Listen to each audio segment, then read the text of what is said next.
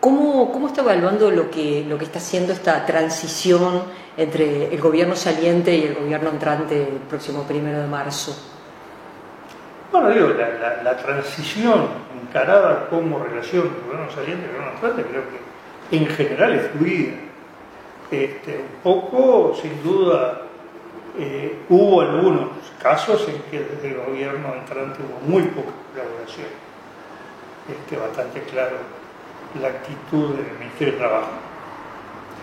Y otros que faltó designaciones completas de parte del gobierno entrante, que hizo que no se pudieran hacer, ya sobre todo en el nivel 2, los empalmes por falta de interlocutores, ¿no?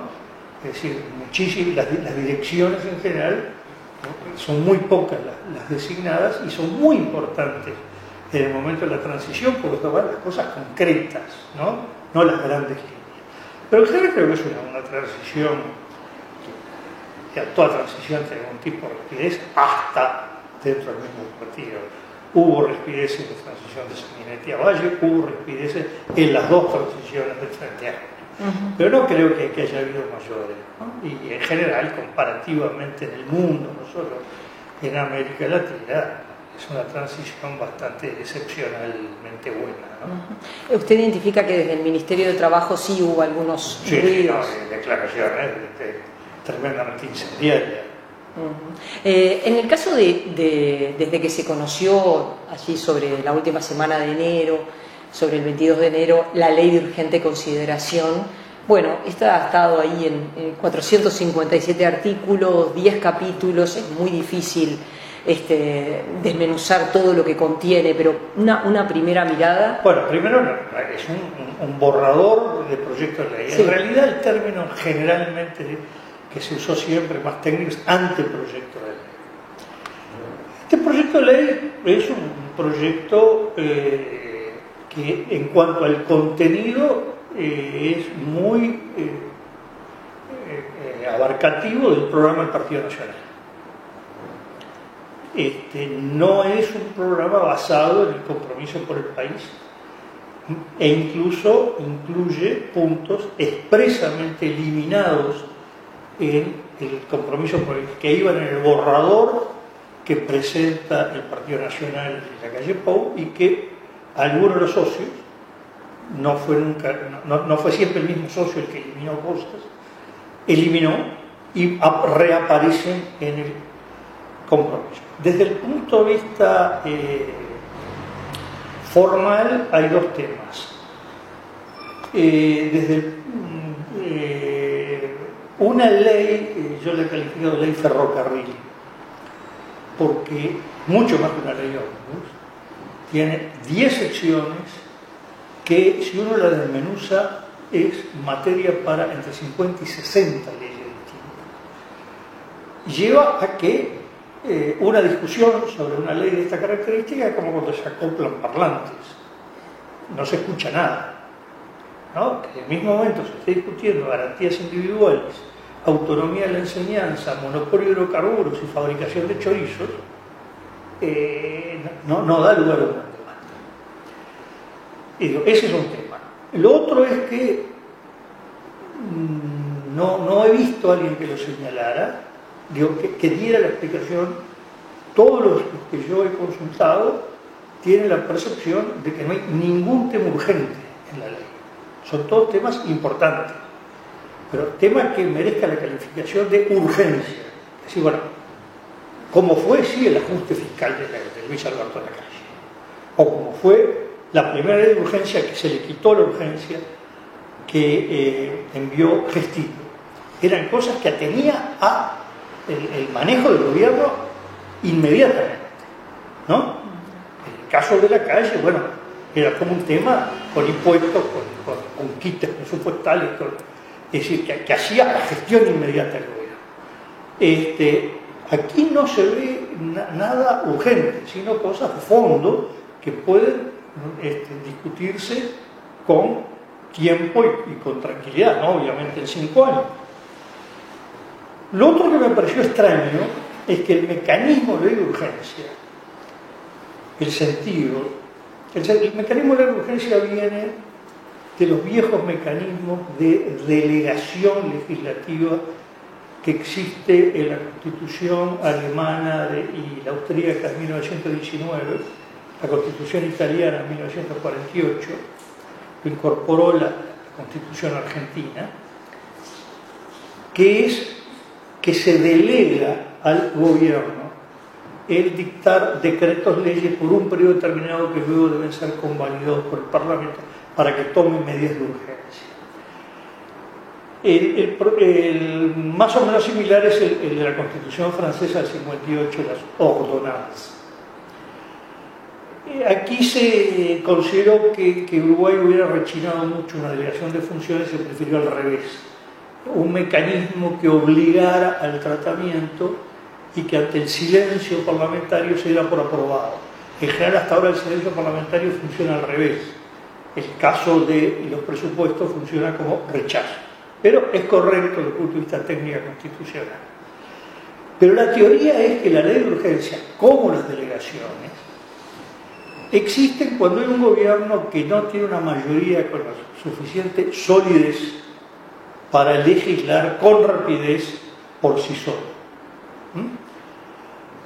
Y es lo contradictorio con el compromiso por el país que dice, aquí hay 17 senadores, que en realidad son 18 al haber ganado el balotaje, y 56 diputados. Si hay 18 senadores y 56 diputados, están los votos suficientes para aprobar una ley sin declaratoria de urgencia en los mismos tiempos o en menos tiempo.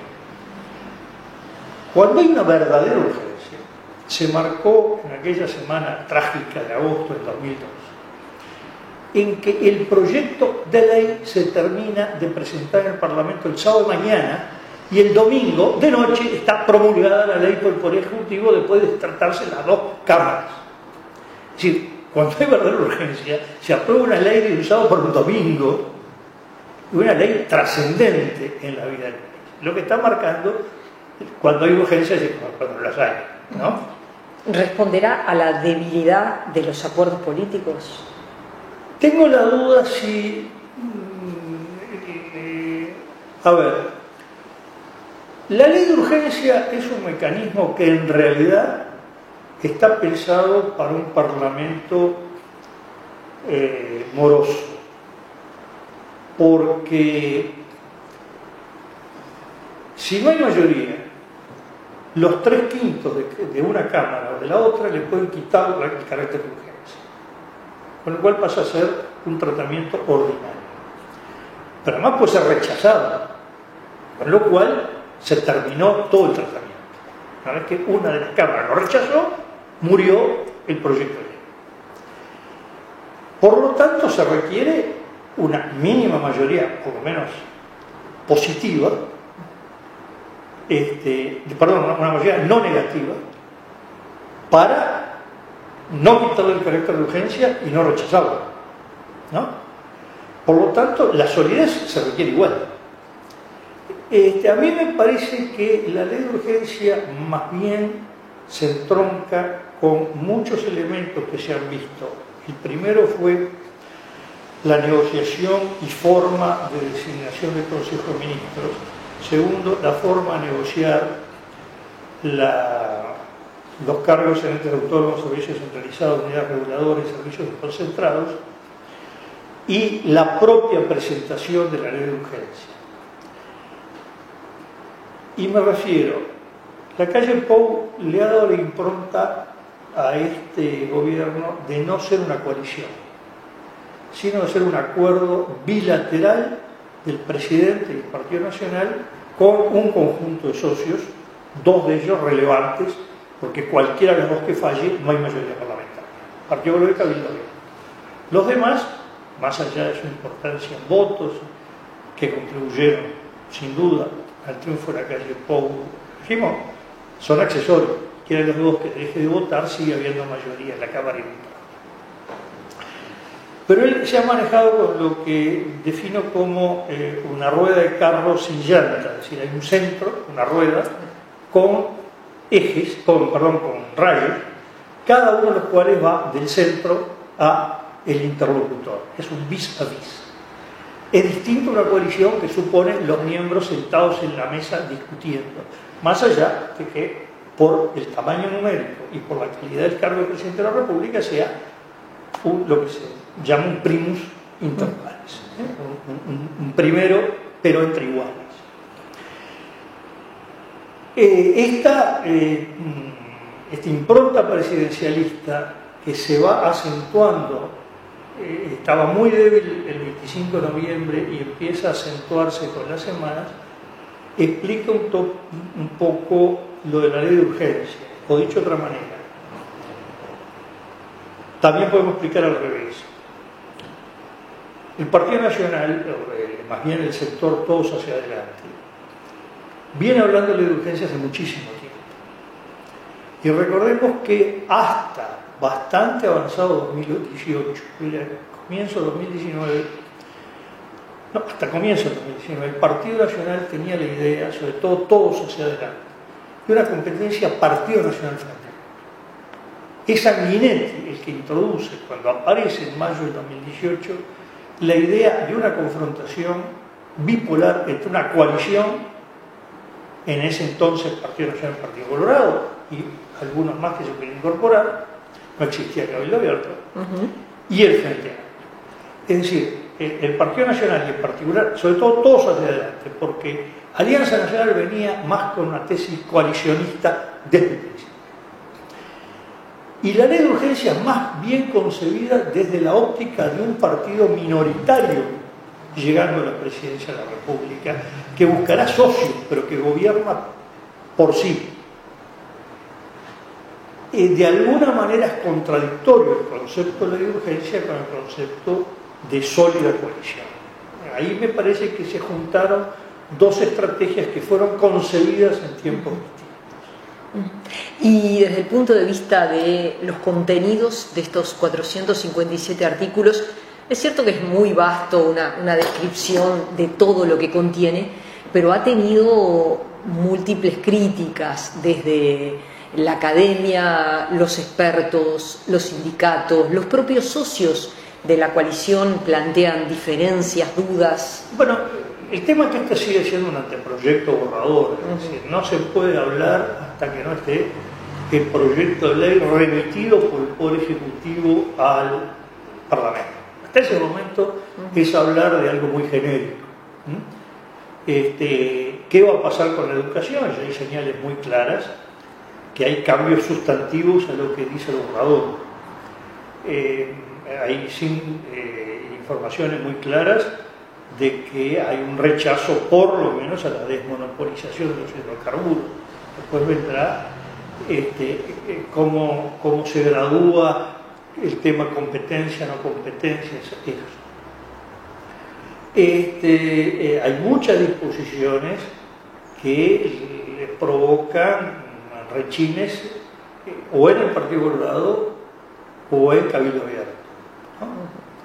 Incluso en materia de seguridad, muchos expertos han salido... Sí, yo diría la parte política. Después la parte técnica está gente especializada en el tema de seguridad, gente especializada en derecho penal, o en derecho procesal penal, que objetan desde el punto de vista técnico modificaciones del Código de Proceso Penal o a normas de carácter sustantivo. Pero bueno, eso entra dentro de la discusión política normal. Lo que hay que esperar es que esté el proyecto de ley para pronunciarse. Desde ese punto de vista, la actitud de la Asociación de Docentes de Enseñanza Secundaria parece un poco prematura, de convocar a un paro general contra un borrador de un proyecto de ley que ni siquiera se sabe si va a ser enviado esas disposiciones al Poder Legislativo. Que me parece que fue poner la carreta muy delante de lo bueno, ¿no?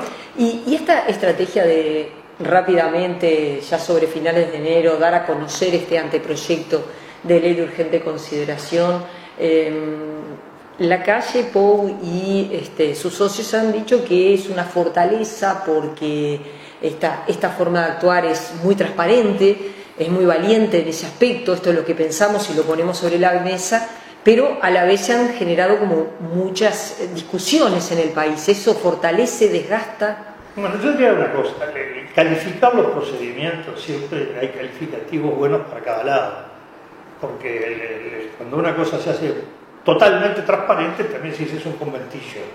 Cuando una cosa se hace reservada, que es como se hacen las negociaciones serias desde que existe la política hace miles de años, si ya eso es un secreto entre cuatro paredes que se sabe lo que están haciendo. Así que siempre es calificable cualquier cosa. A mí lo que me da la impresión es que el gobierno electo actuó con la idea de transmitir: aquí hay un gobierno con fuerza, con ejecutividad y que sabe lo que quiere hacer. El tema es que me da la impresión que no sé si evaluó correctamente que en los últimos 2 meses y medio casi no hay noticias en la televisión, la radio, la prensa, los portales sobre el gobierno que gobierna, que es el saliente. Todas las noticias es sobre un gobierno que no gobierna, sino que lo que va a hacer. Con lo cual le generó 2 meses y medio de discusión pública antes de empezar a gobernar. Y tiene ya algunos elementos mínimos de desgaste que supone toda la discusión pública durante 2 meses y medio, ¿no? Habrá sido muy transparente la discusión de cargos públicos, pero también genera desgastes. Entonces, yo no sé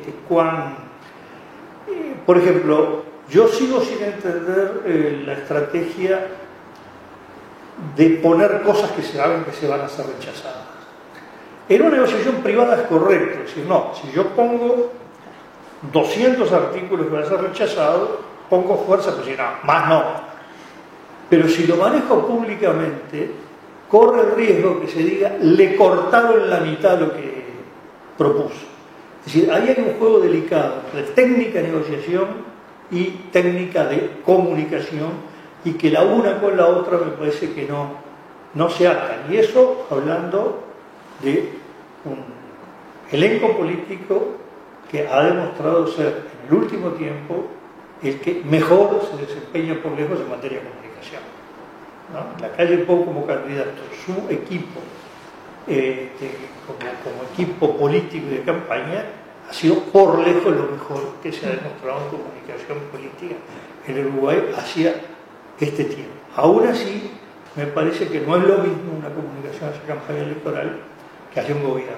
Y ahí se ha producido algún juego de no manejar detenidamente elementos que hacen al gobierno en relación a lo que es más una comunicación de imagen. Y desde el punto de vista del Frente Amplio, que viene a ser oposición, que cambia su rol luego de 15 años, aunque individualmente sea la bancada más grande. Bueno, primero, el Frente Amplio empieza una etapa nueva en su historia, porque no vuelve a ser oposición. Pasa a ser oposición después de haber sido gobierno. Y mentalmente es completamente distinto a la etapa previa. La etapa previa es una etapa de construcción. Más eficiente o menos eficiente. Pero era el que tenía un horizonte, prometía un imaginario, y toda la discusión entre lo que hacían los gobiernos versus el imaginario del Frente Amplio. Y que, más allá de que tuviera más éxitos o más fracasos, siempre era hacia lograr la meta. Ahora ya gobernó, por lo tanto la confrontación no es entre un proyecto imaginario, sino entre un gobierno que hubo, con sus aciertos y sus errores. Bueno, siempre hay aciertos para una gente y errores para otra gente. No siempre son errores absolutos, pero es otro tipo de confrontación. Y además, no es lo mismo tener el sentimiento de pérdida de poder que el sentimiento de luchar por alguna vez llegar al poder. Entonces, esta etapa psicológicamente es completamente distinta para el Frente Amplio. Lo segundo, que el Frente Amplio se enfrenta a una elección departamental que no le da respiro o corte, y a un nuevo gobierno sin haber hecho ninguna evaluación de lo que pasó. Es decir, Frente Amplio pierde en términos porcentuales del 48 de 2014 al 39. Pero si analizamos todas las pérdidas que fue teniendo, que en términos absolutos pasó del 50,5 al 39. Pero además, elección tras elección fue perdiendo votos y en muchos casos perdió y compensó. Por ejemplo, capas medias se vio elección tras elección una pérdida que la venía compensando en los sectores más subproletarios, los sectores más a la intemperie, digamos, ¿no? Es decir, que no es que tuvo un electorado firme los 15 años y ahora los pierde. Cuando sumamos todas las pérdidas del Frente Amplio, algunas de ellas fueron ganancias, y luego el Frente Amplio perdió cerca de 400.000 votos en 15 años.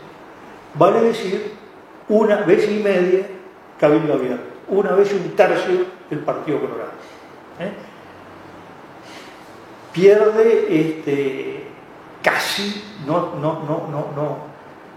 muy cerca de la suma Partido Colorado y Cabildo Abierto, un poco lejos de la suma de ambos, pero está hablando de la magnitud, que es muy grande la cantidad de gente que votó o estuvo por votar el Frente Amplio.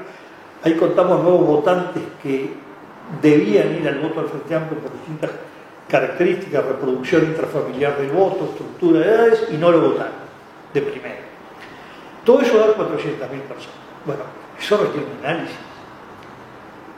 El Frente Amplio nace con una construcción, un concepto de construcción, que es el mismo, con algunas variantes, que surge la Convención Nacional de Trabajadores, que tiene como un hito importante el 16 Congreso del Partido Comunista en 1956, de alianza de clases, básicamente centrado en las capas medias. El Frente Amplio expresamente en su declaración constitutiva habla de profesionales, pequeños y medianos comerciantes, pequeños y medianos productores rurales, docentes, intelectuales, gente de la cultura, artistas.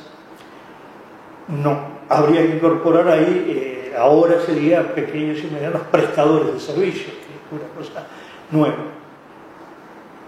Y lo que en aquel momento se llamaba clase trabajadora, que más bien era la estructura que se ha minimizado en Uruguay, del trabajo de tipo fabril, es decir, de gran concentración de trabajadores con sindicatos muy fuertes en torno a grandes fábricas, ¿no? Que era el grueso del movimiento sindical en aquel momento. Bueno, el Frente Amplio incorpora los niveles bajos que estaban ajenos al Frente Amplio en la primera etapa, pero luego empieza a perder las capas medias, y claramente en los 15 años de gobierno la pérdida fue tremenda. El ejemplo que yo pongo es, lo digo en términos barrios, el Cerro y la Teja. En 1972-84 el Frente Amplio tiene el mismo porcentaje de votación que Punta Carretas, Pocitos, Buceo, el mismo. El Frente Amplio pasa a en torno al 70% del Cerro y la Teja y a bastante menos del 40% en Pocitos, Punta Carretas, Buceo. Es decir, Cerro y la Teja duplican en participación a la costa, y eso cuando el Frente Amplio crece en Montevideo. Cuando tenía el 40% en esos barrios, en todo Montevideo no pasaba mucho más del 30%, penitas más del 30%. Cuando está encima del 50%, por el 50% en Montevideo, está en el 30 y poco en Pocitos, Punta Carretas, eso marca, porque ahí se ve con claridad las clases sociales, la pérdida que tuvo. Se analiza cosas, la campaña electoral, los eslogans, las actitudes. Acá hay temas de fondo, después de gobernar 15 años.